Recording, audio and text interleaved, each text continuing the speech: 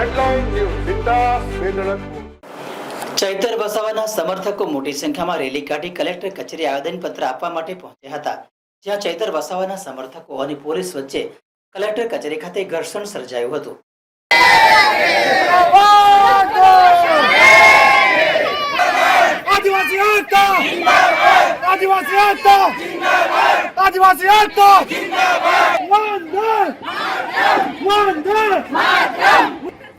ડેડિયાપાડાના ધારાસભ્ય ચૈતર વસાવાના જામીન નામંજૂર થયા બાદ તેઓ 5 જુલાઈથી વડોદરા સેન્ટ્રલ જેલમાં છે.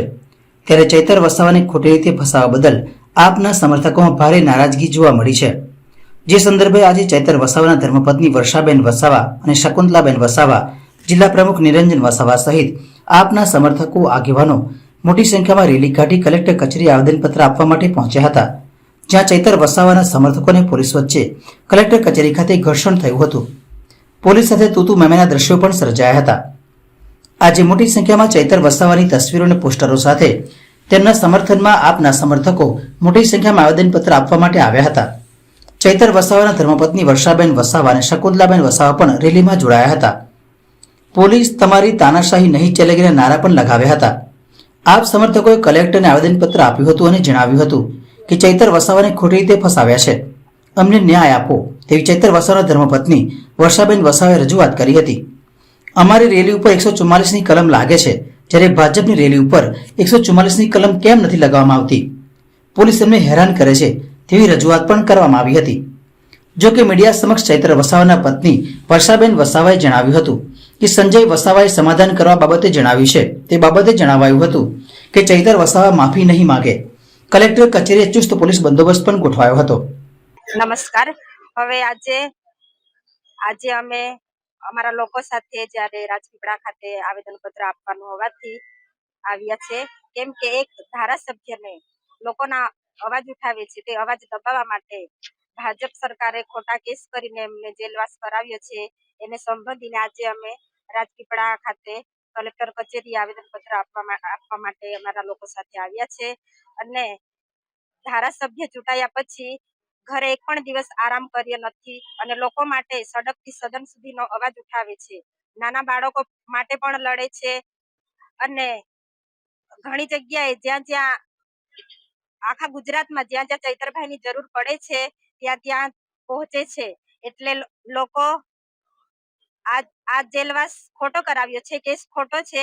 એટલે અમારા લોકો ખૂબ આક્રોશમાં છે, કેમ કે જે ધારાસભ્ય લોકો માટે લડે છે એને સરકાર દ્વારા દબાવી દેવામાં આવ્યું છે. એટલે અમારા લોકોમાં ખૂબ આક્રોશ જોવા મળ્યો છે. અને થોડા દિવસ પહેલા 144 લાગુ હોવા છતાં પણ ડેડિયાપાડામાં રેલી કાઢવામાં આવી હતી. ત્યારે પોલીસે સાથે રહીને રેલી કઢાવી છે.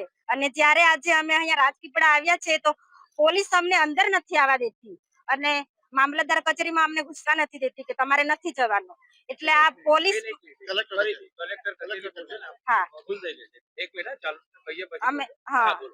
કલેક્ટર કચેરી આવ્યા તો અમને ગેટ બંધ કરી દેવામાં આવ્યો છે.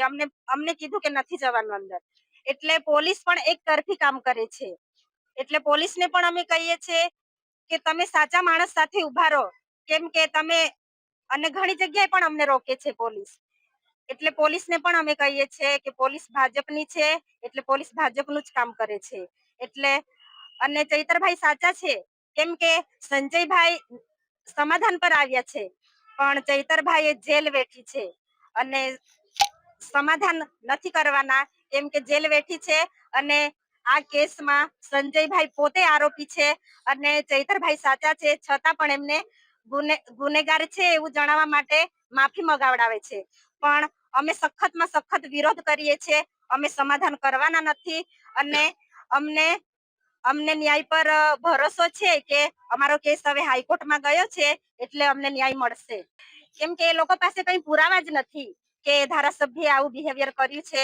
તો એ લોકો સીસીટીવી ફૂટેજ પણ જાહેર કરે અને કેમ કે આ લોકોને ખબર છે કે એ લોકો પોતે ખોટા છે, એટલે ધારાસભ્યને નીચે પાડવા માટે એ લોકો માફી માંગવાનું એક કાવતરું રચ્યું છે.